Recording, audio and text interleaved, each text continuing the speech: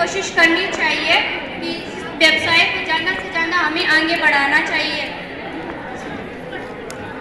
जैसा कि विपक्ष ने अपना थोड़ा सा भीना सा उत्तर दिया है, जिसका मुझे कोई भी तर्क वितर्क नहीं लगता है इस क्वेश्चन पर कि कोई भी पक्ष अपना क्वेश्चन कर सकता है या उत्तर। प्लीज आप जो आप लोगों को ये जलपान का वितरण किया जा रहा है, इसे बिल्कुल शांति। मैं तीसरे सेशन को भी समाप्त करना चाहूँगी, लेकिन उसे समाप्त करने से पहले मैं पुनः पक्ष से पूछना चाहूँगी कि अगर उनका पुनः कोई अगला प्रश्न हो तो वो अपने विपक्ष से कर सकते हैं।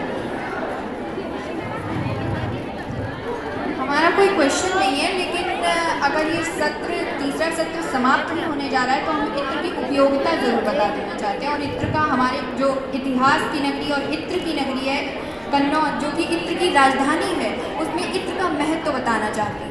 इत्र हमारे कन्नौज में इत्र, आप कहीं भी जाएंगे तो बोलते हैं कन्नौज की तो नालियों में भी इत्र बहता है। यहीं पर हाल ही में अयोध्या में हुए राम मंदिर की प्राण प्रतिष्ठा में 22 जनवरी जो कि 84 सेकेंड का शुभ मुहूर्त था, वहाँ भी, ये हमारे लिए बड़ी गौरव की बात है, वहाँ भी हमारे कन्नौज का इत्र गया। तो कन्नौज का इत्र जब गया, इतना मशहूर इत्र है हमारे कन्नौज का, तो ये मुझे नहीं लगता है मेरे माध्यम से ये कि किसी भी वे में ये अनुपयोगी है। तो जैसा कि पक्ष ने बताया कि हमारे जो कन्नौज इत्र और इतिहास की नगरी कही जाती है, यहाँ का इत्र किसी भी तरह से किसी भी प्रकार से अनुपयोगी नहीं हो सकता।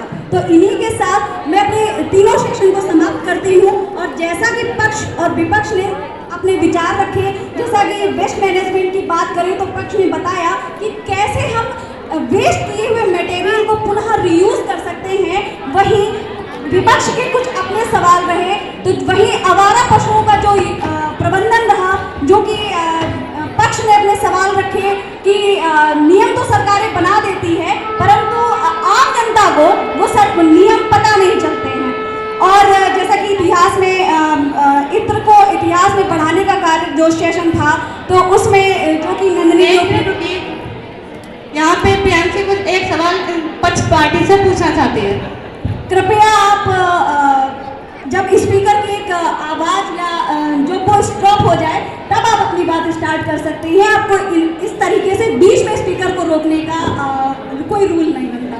माफ कीजिए, मगर आप इस सेशन को समाप्त करने जा रहे हैं। अगर कोई क्वेश्चन किसी के मन में आता है रह जाए तो वो क्या पूछेगा, नहीं अपनी मंशा को समाप्त कर देगा। आपको पक्ष और विपक्ष दोनों को ही समय पहले ही दिया गया था कि आपके जो भी क्वेश्चन हो आप उसे पूछ सकती हैं। जो कि अब समय समाप्त हो चुका है, तो ना कोई पक्ष अपना क्वेश्चन पूछ सकता है, ना ही कोई विपक्ष अपना क्वेश्चन पूछ सकता है।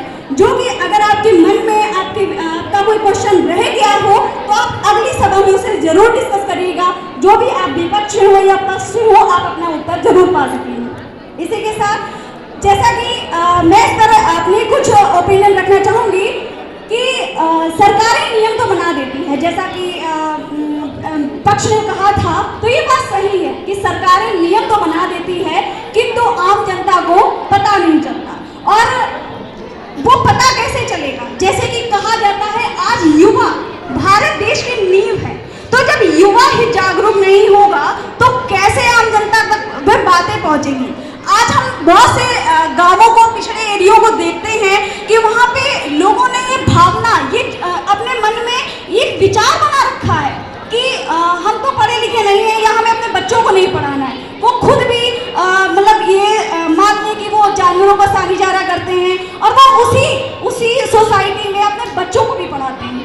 तो जो हम लोग होते हैं, कृपया हम लोग आज शिक्षित हैं, हम लोगों के माँ बापा ने हम लोगों को एजुकेशन दी है।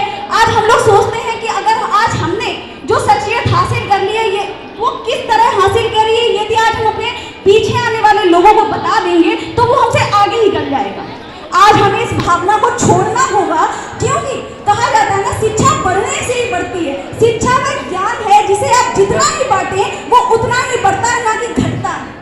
तो इसी तरह आज हर युवा को इस विचार को त्याग कर कि यदि हमें कुछ आता है उसे हम दूसरे को बता देंगे तो वो हमसे आगे निकल जाएगा। इस भावना को त्याग कर सभी युवाओं को अपने साथियों को लेकर आगे बढ़ना होगा। अपने आसपास की जो सोसाइटी है जहाँ पर लोग